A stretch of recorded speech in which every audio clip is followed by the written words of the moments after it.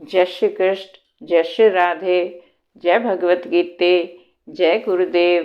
ओम ओम ओम। आज हम श्रीमद् भगवत गीता जी के प्रथम अध्याय श्लोक 26 और 27वें का पूर्वार्ध भाग, सरल अर्थ और तत्व भाव।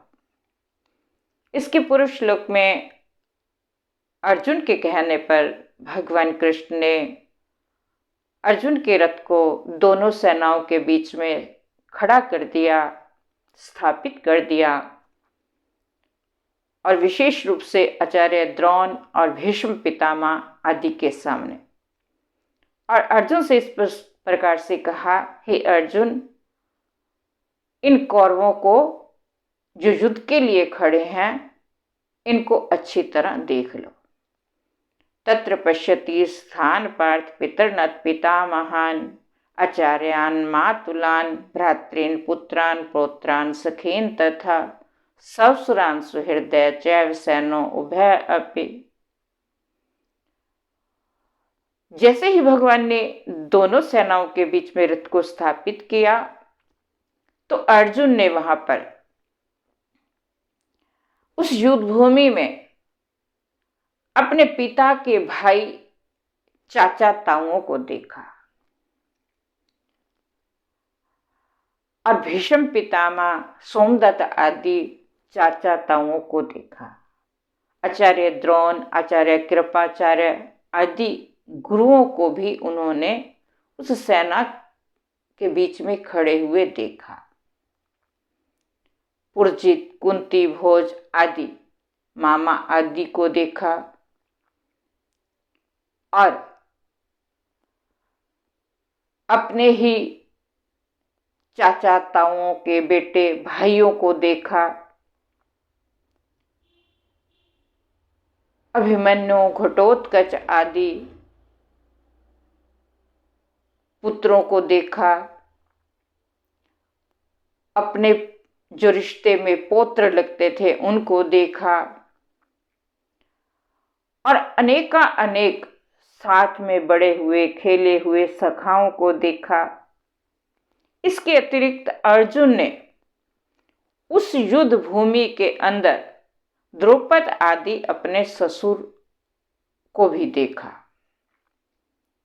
और अनेक हित चाहने वाले, भला चाहने वाले सुहृदयों को, हितैषियों को उस भूमि में खड़े हुए देखा।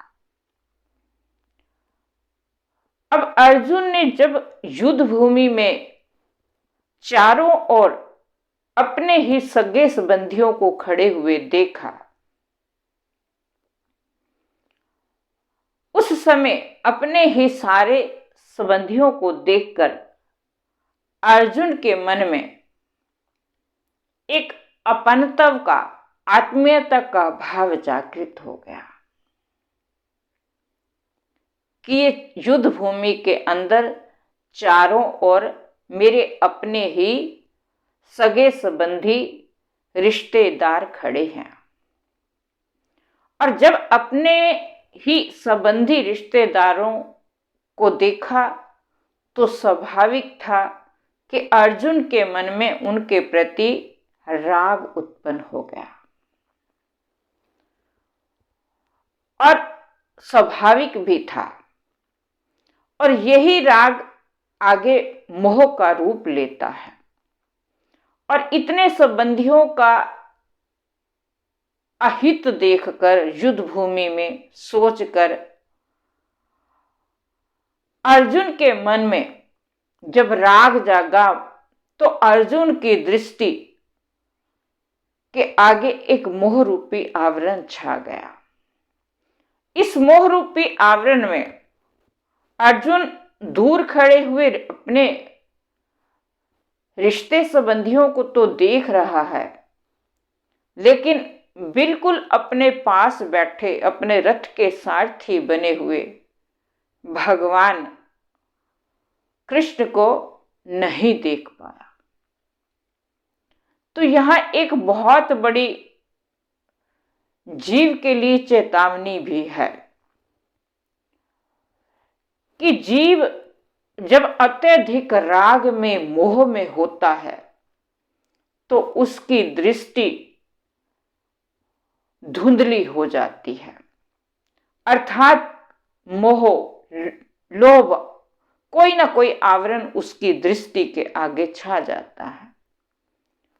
और जब दृष्टि दोष में हो जाती है, मोह के द्वारा, राग के द्वारा, लोभ के कारण, तो उस समय उस धुंधली दृष्टि के आगे कुछ भी साफ दिखाई नहीं देता। अर्थात जो भगवान अपने हैं वो दिखाई नहीं दिए, जो संसार के रिश्ते नाते अपने हैं ही नहीं, क्योंकि संसार में कुछ भी सत्यता नहीं है, सब परिवर्तनशील है। जो परिवर्तनशील है, जो असत है, जो टिकने वाला नहीं है, तो वो नित्य कैसे हो सकता है, अपना कैसे हो सकता है।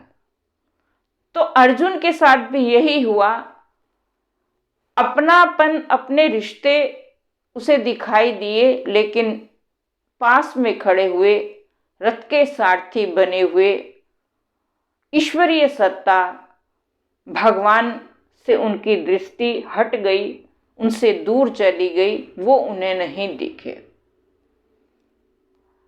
और भगवान शायद चाहते भी यही थे, क्योंकि भगवान को भी अपनी ये सुंदर दिव्य गीता जी का जो उपदेश है, वो जन कल्याण के लिए, मानव जाति के लिए उपदेश करना था। इसी कारण से भगवान ने यहाँ पर अर्जुन के माध्यम से ये एक लीला की थी। अन्यथा अर्जुन की दृष्टि मोहित होने का कोई कारण नहीं था वहां पर, क्योंकि अर्जुन अन्य कोई नहीं थे, नर और नारायण दोनों साथ थे। ये भगवान की एक विशेष कृपा थी मानव जाति पर कल्याण करने के लिए। तो अर्जुन ने अपनी दृष्टि अपने रिश्तेदारों पर टिकाई, और भगवान इसके माध्यम से हमें मानव जाति को यहाँ से गीता उपदेश का संदेश देना चाहते थे। जय श्री कृष्ण, जय श्री राधे।